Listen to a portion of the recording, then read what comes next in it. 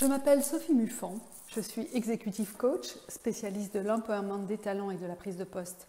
J'ai créé Talent Talk pour laisser un espace aux hommes et aux femmes désireux de partager la passion de leur métier et pour inspirer. Aujourd'hui, j'ai le plaisir d'interviewer Johanna Edward, qui vient de prendre ses nouvelles fonctions de contrôleur financier du groupe ABF, Associated British Foods. Ce que j'ai essayé de faire, c'est de prendre de recul par rapport à ce que j'étais en train de faire pour me dire ça, je le fais parce que je suis dans le contexte d'aujourd'hui et donc c'est normal que je continue à le faire. Ça, je crois que c'est peut-être, c'est devenu comme ça, mais ce n'est pas mon comportement naturel et je crois que c'est meilleur si je l'abandonne. Ou au moins, si je prends un petit peu plus de temps pour aller plus dans cette direction ou pas. Je vais essayer d'être un peu plus spécifique. La façon d'être très présent dans le discours avec les autres, c'est-à-dire d'être très vocal, donc d'exprimer. De verbaliser comme ça beaucoup les choses. Verbaliser, exprimer, faire des interventions, d'être très présent dans des discussions, que ce soit en one-to-one, que ce soit avec des groupes plus larges. C'est quelque chose qui j'ai adopté de plus en plus dans le contexte de mon poste précédent. À la fois parce que c'était la culture d'entreprise, mais à la fois parce que c'était la façon aussi d'être un peu plus crédible.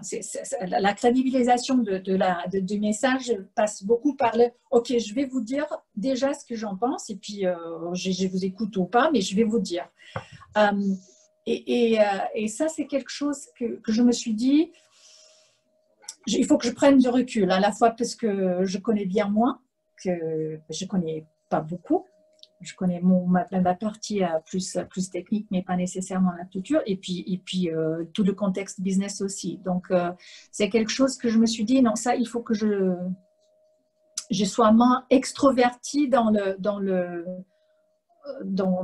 façon d'interagir pour laisser plus que les idées, que le contexte soit plus tangible. Regard, même si c'était par une fenêtre de très loin, de la culture de l'entreprise que je viens de rejoindre. Donc, d'essayer, sachant que c'est toujours, comme je viens de dire, plus difficile à la distance, de comprendre comment est-ce que cette entreprise fait ses networks, comment est-ce que sont les interactions, culturellement, quelles sont les proximités par rapport à certains des caractéristiques qu'on connaît, que ce soit culturelles, même au niveau d'origine géographique, etc.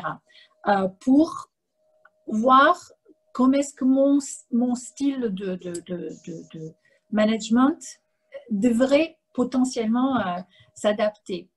Ça ne va pas dire changer moi-même, mais c'est de mettre plus ou moins en évidence certaines nuances de ma façon de travailler.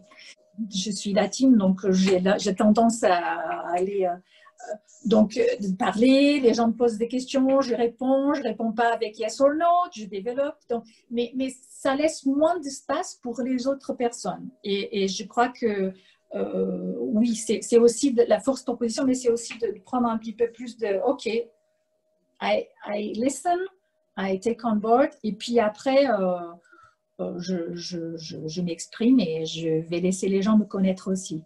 Parce que je vais me souvenir pendant très longtemps de cette journée. Ouais. Et quelque part, c'était la chose qui était plus... on ne sait pas, on arrive dans un bureau, c'est complètement nouveau. Je viens sur quoi? C'est quoi l'essence de l'entreprise et à quoi est-ce que je vais faire partir de quoi? Et ça m'a donné une idée très claire, très rapidement. Voilà, ça c'est l'entreprise, c'est la famille que tu viens rejoindre. et ça laisse moins de temps pour avoir des moments de réflexion aussi. Parce que quand on est présent, il y a moins le besoin d'être, j'ai des créneaux et je les fixe un après l'autre, donc je passe d'une chose à l'autre. Parce que en plus, on a eu une assemblée générale la semaine dernière, on a eu l'annonce des résultats annuels en mi-novembre, donc il y a des besoins qui sont des besoins business, même si je suis encore en prise de poste. Et en même temps, il faut aller de l'un dans l'autre, de connaître les gens, de savoir qui fait quoi, qui vont être les stakeholders avec qui je dois parler.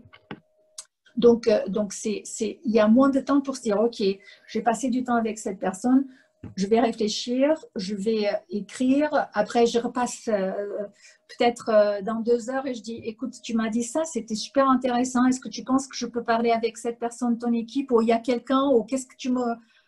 C'est quoi tes... Donc, de faire un retour pour faire des ajustements. Donc, on a le moment, c'est fait, et 1 heure, je passe au suivant. Au lieu de prendre le téléphone, on parle avec les gens, on les voit. Ça, c'est énorme. Et c'est un gros avantage de cette crise horrible. Mais c'est que je pense que les gens sont plus connectés, moins en direct, mais on parle et on se voit, on voit les expressions. Mais on ne voit pas tout. Donc, il y a toujours une partie une aura, du charisme ou des gestes. Ce que j'ai essayé de faire, c'est plus de l'informel. Et c'est de l'informel qui les gens peuvent ou pas rejoindre. Donc, de faire... là, en ce moment, on fait un advent calendar. Donc, chaque jour, à un moment dans la journée, il y a quelqu'un qui va ouvrir et ça sera la personne qui va avoir un petit cadeau. Et il faut... mais c'est des choses qui sont drôles.